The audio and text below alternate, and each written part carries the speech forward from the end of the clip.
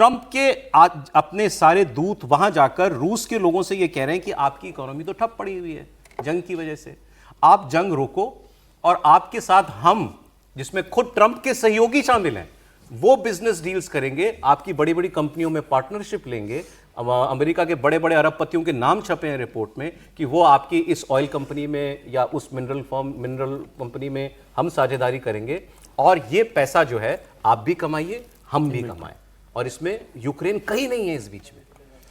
तो ये तो आप समझ रहे हैं, इतने दिन से हम लोग चर्चा कर रहे हैं, तो वो जो टैरिफ का मसला हो, रूस से तेल नहीं खरीदने का जो दबाव है, अमेरिका खुद तो खरीद रहा है, यूरोप के जो लोग खरीद रहे हैं उनके साथ वो खरीद रहा है, वो सारा का सारा उनका फोकस ही बिजनेस को लेकर रहता है, पैसे को लेकर रहता है। वो हमेशा ये काम करते रहते हैं। चाइना के साथ भी वो मिल लेते हैं, रशिया के साथ भी वो मुलाकात करते हैं, और भारत के साथ भी वो सारा झगड़ा काई का है।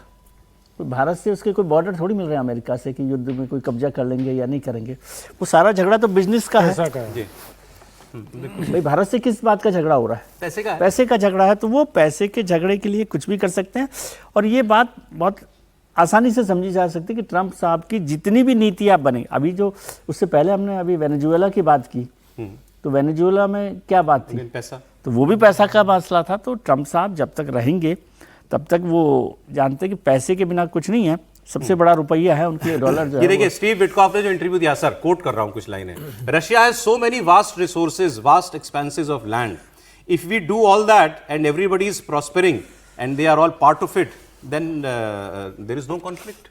सब अगर पैसा बना रहे हैं तो लड़ाई क्यों होगी? ये उनका कहना है। और एक आपने तस्वीर देखी थी ना अभी, आपने याद दिलाया था मुझे, वो जहाज में एलन मस्क और ट्रंप एक साथ दिखाई दिए थे बड़े दिनों के बाद। आप देखिए वो दोनों लोग भी वापस साथ आ गए हैं। सर उसका जवाब आज मिल गया मुझे, वो भी इसी रिपोर्ट में है।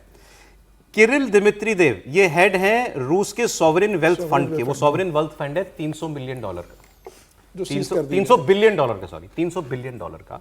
तो वो इन्होंने उस वेल्थ फंड के जो हेड हैं किरिल दिमित्रीदेव, ये कह रहे हैं कि ये पैसा मैं अमेरिकी कंपनियों के साथ जॉइंट वेंचर देने के लिए तैयार हूं, और उसमें एक कंपनी कौन सी है? स्पेसएक्स, एलन मस्क की कंपनी, जिसमें ये joint mission to Mars Russia explore करेगा। वो $300 बिलियन वहां भी यूज होगा। इसीलिए एलन मस्क अचानक शायद वापस आ गए हैं उनको याद, पैसे की मार्ट हो गई शुरू। तो ये खेल है। अब इसमें ज़ेलेंस्की का क्या विचार है? अभी उनका और भी दो बड़ा ये है, जैसे सेकेंड वर्ल्ड वॉर के बाद यूरोप के रिकंस्ट्रक्शन प्लान चला था, मार्शल प्लान चला था, वैसे ही अभी गाजा में रिकंस्ट्रक्शन प्लान, और उसमें भी जो है वो ट्रंप के जो बिजनेस लोग हैं, बिजनेस पार्टनर्स हैं, उनका बहुत बड़ा स्टेक है। यूक्रेन के अंदर जो है उसमें बड़ा। लेकिन सर अब इसमें एक एंगल रह गया है अभी, क्योंकि कहानी लगभग खुल गई। यूरोप क्या करेगा? बताया जा रहा है यूरोप इस सबसे बहुत नाराज है। पहले इस खुलासे से नाराज था कि तुमने रूस का लिखा हुआ समझौता हमको अपना बता के पेश किया, और अब इस खुलासे के बाद तो और ज्यादा यूरोप अपने आप को ठगा हुआ महसूस कर रहा है, और यूरोप एक टफ स्टैंड ले सकता है जिसमें वो अमेरिका से काफी हद तक एक एडवर्सेरियल रिश्ता उसका बन सकता है, ये भी कहा जा रहा है। देखिए यूरोप क्या करता है। दिल्ली की बड़ी खबर इस वक्त मैंने आपको बताई थी। दिल्ली पुलिस के स्पेशल सेल ने 3 आतंकवादियों को गिरफ्तार किया था। पाकिस्तान की खुफिया एजेंसी ISI से इनके जुड़े होने की बात सामने आई थी। कुमार सोनू इस खबर पर और आपको डिटेल देंगे। जी सोनू बताएं।